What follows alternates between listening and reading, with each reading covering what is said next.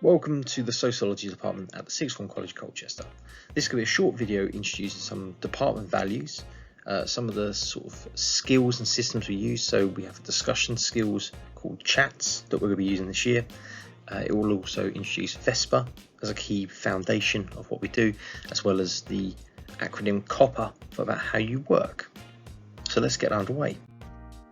So the first thing is our departmental values, our core values. Now these are based on the values of democracy, mutual respect and tolerance, the rule of law and individual liberty. And these were essentially the British values that were introduced by the government in 2009. We've taken them, as does every department in the college, has the college as a whole, and we've adapted them to our subject area.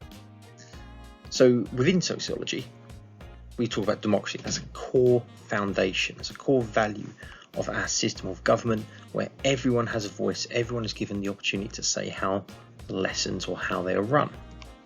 Mutual respect is the value that encourages individuals to accept and respect the beliefs and cultural values of others. The rule of law is the importance of following the rules, doing what is expected in a certain environment. And individual liberty is about giving people the right to say and act however they choose, as long as we're not breaking the law, which is our third core value. Now within the department, how we adapt these, obviously we want you to have good attendance and good punctuality. That's essential. You need to notify your teacher by email, ensure you copy up on any work and any materials you missed, and come to the sociology office, which is 635, if you need to discuss work. Aim to meet all deadlines. Now, there's no substitute for doing work at home or any doing hard work. Catching up at a later date will have an impact on your continuation of learning and your ability to develop skills. So you've got to try and make sure you're meeting deadlines and you're on track with your work and your progress. Make sure you're prepared for lessons. Bring the stuff you need. Bring paper, resources, packs. Keep your phone in your bag. If you can, keep it switched off, do. But ultimately, make sure when you're in that lesson, you're prepared and you're ready to go. Try your best. And, make sure you're spending enough time, or the time you need, on assignments and activities. You're putting in the time to plan, to draft, to check your work. These are going to be skills that you're going to need throughout life, but also they're going to help you maximize your potential in the course. The department welcomes your feedback. We will take lots of action during the year to get feedback from students on how the course is progressing, how they're finding topics. And at the end of the year, there's a large feedback survey that will be conducted. So, if you have issues, if you have concerns, do make sure you're raising those with your teacher. But again, make sure this is a constructive criticism. You're not just complaining about an issue, but you're highlighting how you feel or how it could be done in a different way. We do expect you to be engaged, be reflective about your progress. So you need to take ownership of your learning. Set yourself a target. Talk to your teachers. How can you move to the next level? How can you make something better? What do you need to be doing? Because obviously we all learn at different paces. We all have different needs and abilities. And ultimately what your teacher wants to do is help you maximize your potential. Now, all students are encouraged to raise questions or concerns with their tutor as soon as they can to ensure the best support. So again, if you do have any worries, any concerns at any point in this year, and whether it's academic or lesson based, whether it's social issues, personal issues, raise them when you feel appropriate, if you're happy to, because the sooner you raise an issue, the sooner it can be resolved, supported or fixed. And also you're reminded that as part of the college contract, you need to be checking your emails at least twice a day. I think email communication is going to be essential as we move forward in the next few months. So making sure you're checking emails, when work's been sent out, you're reviewing what teachers have sent you, will help you just maintain your organisation and stay on top of key bits of information. Now, when we use individual liberty, we also bring this core value in. Now, one of the big things about sociology is we are studying the social world. We are studying society. And as society is very diverse and very fluid and it's changing. One of the things is that we will be talking about a lot of personal or maybe sensitive issues. Now, all students are invited to share their ideas, bring their views, their opinions, whether they're personal, ideological, political, social, religious. That's absolutely fine. Everyone is welcome to bring their viewpoint to discussions. But as a department, what we want to do is we just want students to feel confident in sharing their views. And if someone does raise a concern or raises a viewpoint that you may be in disagreement with, whether it's for personal, social, whatever reason you may disagree, what we want to do is encourage you to engage in a discussion as opposed to shutting down an argument or criticizing someone. So again, that wouldn't be tolerant, and that's one of the things we want. So anything that's abusive, threatening, sexist, homophobic, racist, anything that's done to incite violence, these are the things that won't be tolerated, as is the law. But obviously we want people to feel comfortable to share their views and their opinions, and also engage in a constructive discussion. So as I mentioned earlier, we use a C.H.A.T.S system. We have this discussion skills we call C.H.A.T.S, and the C.H.A.T.S relates to 5 key skills. So the first of all is challenge. So use opportunities for discussion to challenge your own assumptions or challenge the views of others through debate. So again, coming back to that constructive discussion. Here is hate. You need to actively listen to the discussion. So again, make sure you're acknowledging what people say, understand their viewpoint, and that will help your deeper understanding of an issue. Ask questions. So ask your partner questions to further develop your understanding. Ask teachers questions. Ask people in the group questions. T is for tolerance. So again, be respectful and accepting of the views of others, even if you don't agree with them. You can challenge them, but do so in a respectful way. There may be times where you disagree, and it might be that you have to agree that you have different points of view. You agree to disagree. But again, sharing points of view, discussing them in a constructive way, that's what we want to achieve. And lastly, S for sensitivity. So often we do discuss sensitive issues within sociology. So it's just being mindful and aware of what you're saying and whether that is going to be impacting on other people's views or upsetting other people. So again, just think about how you approach and discuss issues. Now, this is a really good article. I'll leave the link for this in the description below, and it's 8 things that students wish they'd known before starting A-level. It's a couple of years old, but it's a really good article. It does highlight a lot of the issues as you jump from GCSE to A-levels generally. It's not just for sociology, but on a general scale. And ultimately, what the article argues, and what a lot of people and students find, is the expectation of A-levels don't always meet the reality. So we generally plan that we're going to move gradually up a hill over the course of 2 years from the start to finish.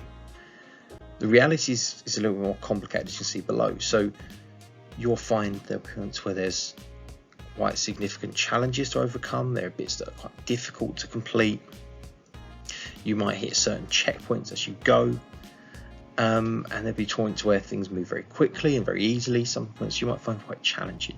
So just remember, this is an ongoing up and down process. It's not as clear cut. It's not going to be straightforward. Ultimately, as long as you're moving forward and you're thinking about what your challenges are and you're trying to overcome them, this is going to be really helpful. So again, more of this argument, they talk about this idea of like the initiation being quite steep, the weaning off or wearing off of the novelty, going through the trial of sorrow, these false promises and false hopes, and then obviously reaching the end of the course. Now I mentioned V.E.S.P.A. Now this is, again, V.E.S.P.A is something the college will be using throughout the year in all your subjects. And V.E.S.P.A stands for Vision, Effort, Systems, Practice and Attitude. Now how we can apply this to our learning is think about, why are you at the college? What are you hoping to achieve? What is your goal from doing the sociology A-level? Effort is thinking about how much work you do, how much effort and sort of commitment are you going to make to the subject. So the aim should be, you should be looking to do 3 to 4 hours of work per subject per week in your free periods outside of college. S is for systems and how you organise yourself. So again, how do you organise your learning? How do you organise your time? Get yourself a folder, organise your notes, plan yourself effectively. P for practice is what kind of skills you need, what you need to do. And again, revision, note taking, reading exam questions, reading the news. These are all going to be skills that help you practice what you learn in lessons. And attitude. So again, you need to take a positive attitude. Now, you are going to hit setbacks, you are going to hit challenges throughout the course, and attitude really responds to how you respond and how you deal with a challenge. Do you give up? Do you seek guidance? Do you ignore it? Do you push forward? Do you try and overcome them? So think about what you need to do to help get to the end of the A level, to meet your vision. How do you deal with setbacks? Now, success in sociology, obviously remember sociology is a 2-year course. This is a 2-year A level you're beginning. Some of the success from this is going to come from a number of things. Most students say the biggest challenge in sociology was the length of time and the amount of content. There is a lot of content you're going to cover. You're studying this for 2 years and then you're examined on it. So what you need to remember is the key skills is that when you take on all this knowledge, you need to practice and repeat. These are the crucial things that are essential for success in sociology: practice and repetition. Now, just to kind of put this in context of a personal sort of example, the book Zog. Now, I have read this to my son hundreds and hundreds of times. I know the story inside out, and I can repeat word for word the story. So the repetition is there. I can repeat the story. Now, repetition is not enough, just like in an exam. So knowing the sociology, learning all the information is not going to be enough. So just being able to repeat it all, practice is going to be the skill. So if I wanted to recreate the book of Zog, I know the story, I can write the words, but I couldn't do all the drawings. I would need to practice those. And again, it's taking the information and what I know about the story and trying to practice the skill and the information and use it in a different way to recreate the book. And within sociology, it's the same.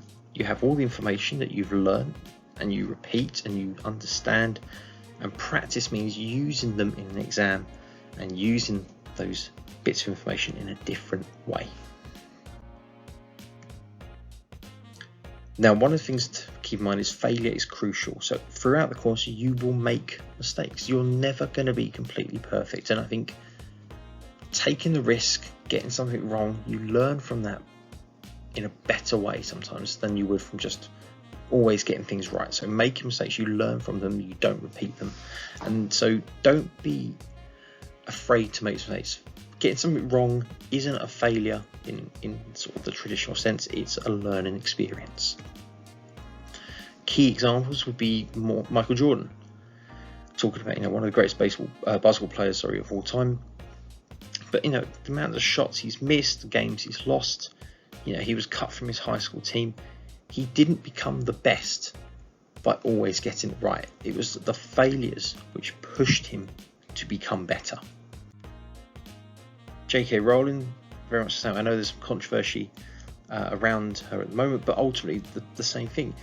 Failing and being rejected as she submitted drafts for Harry Potter made her go back and improve the story, take the constructive feedback, the criticisms, and make the story better. And again, that's a key thing with failure. It's not a complete end to the story. You just need to push for it to do better. Einstein again, the quote he made: anyone who's never made a mistake has never tried anything new. So again, he made lots of mistakes, he had lots of failures, but ultimately they all led to his success. So what we need to think about is, does hard work beat talent? So as we move forward with the success in sociology, think about what skills are needed for working hard. If you work hard in a subject, what do you need to be doing? Do you work hard? Are you going to put in the time and the effort? Are you going to review and repeat and rework essays or assignments if you feel they're not up to the standard needed? What is going to motivate you to work hard? And can you prolong and maintain that level of hard work? That's a key thing here. Can you maintain it? Now, the qualities of hard work come under C.O.P.P.E.R. So the qualities of hard work we talk about in sociology would be commitment, organisation, a positive attitude, taking pride in your work, being efficient in your work, and resilient. And what this means actually is, sticking with a project, the resilience and the commitment, being organised with your workload, not getting disheartened or downtrodden by failures and setbacks. So using them as a learning experience, taking pride in your work and doing the best you can, and also working efficiently. So making sure you are spending appropriate amounts of time on particular tasks. And ultimately, in summary, the keys to success in sociology is hard work with a purpose. Think about how you move knowledge into your long-term memory. How are you going to learn, repeat, and practice that information? And don't be afraid to make mistakes. They're the key things to keep in mind as you move into the sociology course. And hopefully, any problems, any concerns, bring it to your teacher. But I suspect you're all going to do very well.